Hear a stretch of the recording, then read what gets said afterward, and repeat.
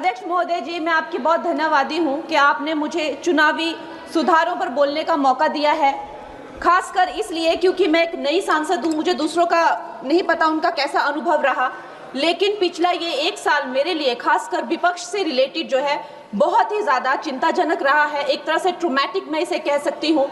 हर दिन इन्होंने यहाँ पे तमाशा किया है, हमारा दिल दहल जाता था इनको देखकर। एसआईआर ये वेल में उतर जाते थे। यहाँ पर इन लोगों ने डराना, धमकाना, धक्का मुक्की, ऐसा कोई इन्होंने किसी तरह की कोई बदतमीजी नहीं है जो एक भी दिन इन्होंने संसद भवन चलने नहीं दिया।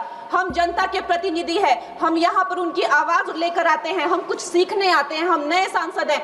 इन्होंने संसद अगर पिछले 2-3 दिन को छोड़ा जाए तो साल पर शायद ही थोड़ा चलने दिया है। एसआईआर कर करके इन्होंने यहाँ पे तमाशे किए, लेकिन अब जब इनको बोलने की बारी आई एसआईआर पे, तो अध्यक्ष महोदय जी हम देख रहे हैं कि कल leader of opposition Rahul Gandhi ji ने, मुझे लगा क्या खुलासा होगा, हम भी बड़े उत्सुक थे, सारी साल हमने एक ही शब्द सुना है, अब ये क्या ग्रैंड रेवलेशन होगी। लेकिन राहुल गांधी जी जो लीडर ऑफ ऑपोजिशन है, उन्होंने कल जब कहा खादी है, खादी में धागे हैं, धागे में लोग हैं, लोगों के अंदर, उनको जब कहा गया कि आप पॉइंट की बात कीजिए, तो उन्होंने कहा कि मैं अपना फ्रेम कर रहा हूं, मैं अपना आर्ग्यूमेंट फ्रेम कर रहा हूं। और इतनी देर बाद जब वो फ्रेम करके पहुंचे तो ले देकर वो वापस उसी अंतर्राष्ट्रीय मूल की महिला, अध्यक्ष जी मैं एक महिला होने के नाते आपसे रिक्वेस्ट करना चाहती हूं कि every woman is entitled to her dignity. वो अंतर्राष्ट्रीय मूल की है, विदेशी महिला है, लेकिन उन्होंने कितनी बार आकर उन्होंने सोशल मीडिया पे कहा है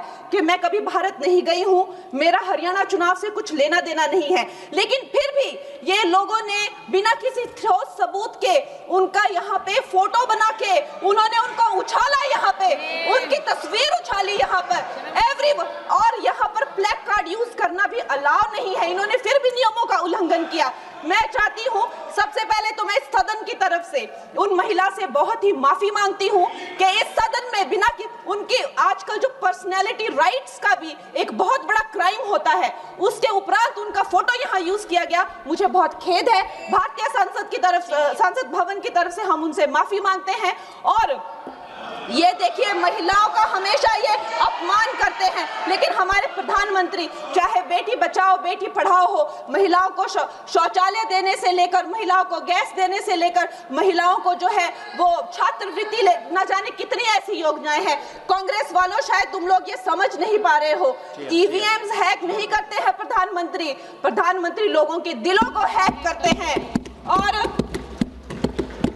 और ये लोग दुहाई देते हैं कि वो जो पुराने जमाने के दकियानूसी, वो जो चिट कागज पे लिखकर जो मतदान होता था वो सबसे अच्छा था। ये लोग भूल गए वो दिन, आप लोग भूल गए वो दिन। इंदिरा गांधी वर्सेस राज नारायण का केस, उसको जो है इतिहास में The case that shook the nation के नाम से जाना जाता है। उस पर मैंने एक फिल्म भी बनाई हुई है। वोट चोरी और वोटों की धांधली के लिए एक प्रधानमंत्री पे एक साधारण से नेता ने केस किया था और उस धांधली में वो पकड़ी गई थी।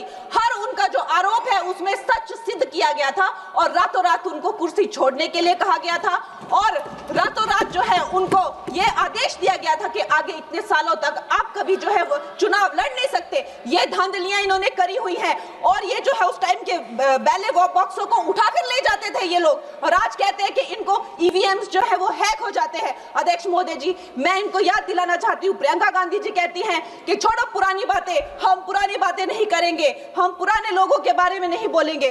तो मैं ये जानना चाहती हूँ कि आपकी जो माता जी हैं वो तो आपकी अध्यक्ष है और इस वक्त की वो अध्यक्ष है, उनकी जो है आप देखिए जब उनकी नागरिकता नहीं थी, जब उनके पास 1983 में नागरिकता आई, उसके कितने साल पहले से वो वोट देती आ रही हैं।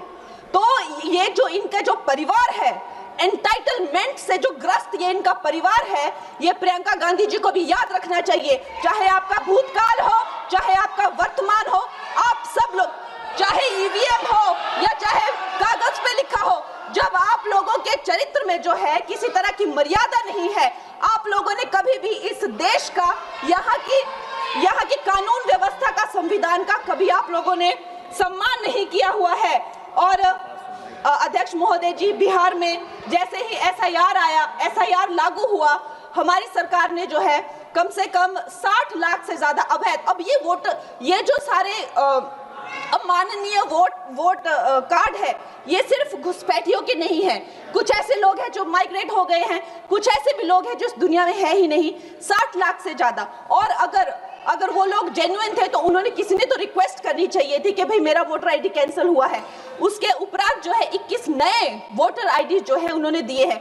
और इस तरह का एक माहौल बना बिहार में कि आज तक की सबसे ज्यादा वोटिंग जो है 67% वोटिंग हुई। नागरिकों में ये उत्साह जगा कि जो है इस तरह की जो क्लेंजिंग प्रोसेस है वो होना चाहिए। मैं एक देशभक्त होने के नाते अध्यक्ष महोदय जी, मैं ये प्रपोज करना चाहती हूँ कि हमारे देश में जो है हमेशा महीने 2 महीने बाद हमारे जो शीर्ष नेतृत्व हो गए, सारे अधिकारी हो गए, हमारे जितने भी रिसोर्सेज हैं, हम लोग उनको हर महीने 2 महीने में इलेक्शंस में जो है पुश कर देते हैं। इससे हमारे देश का बहुत ही भारी नुकसान होता है। और मैं ये चाहूंगी कि 1 नेशन 1 इलेक्शन, जो नरेंद्र मोदी प्रधानमंत्री जी जो कहते हैं कि एक वोटिंग जो है डेमोक्रेसी के उत्सव के रूप में, जैसे कि दिवाली होती है, होली होती है, उस रूप में मनाया जाए। क्योंकि ये सिर्फ सरकार का ही नुकसान नहीं है, 10,000 करोड़ से ज्यादा का जो नुकसान होता है सिर्फ वही नहीं है, लेकिन मुझे लगता है कि धीरे धीरे हमारे जो नागरिक भी है उनमें जो वोटिंग फटीक है, बार बार उन्हें जागरूक करना, बार बार कई जगहों से जहां वो काम करते हैं वहां से उनको ट्रैवल करके अपने नेटिव प्लेसेस पे आना और बार बार मार्केटिंग करके, it is exhausting for the whole ecosystem. तो मैं ये प्रपोज करना चाहती हूँ कि 1 नेशन 1 इलेक्शन को लाया जाए। और ये जो भी हमें जिस तरह की जो असुविधा होती है हर महीने 2 महीने में इलेक्शंस की, उससे जो है हम बच सकते हैं। जय हिंद।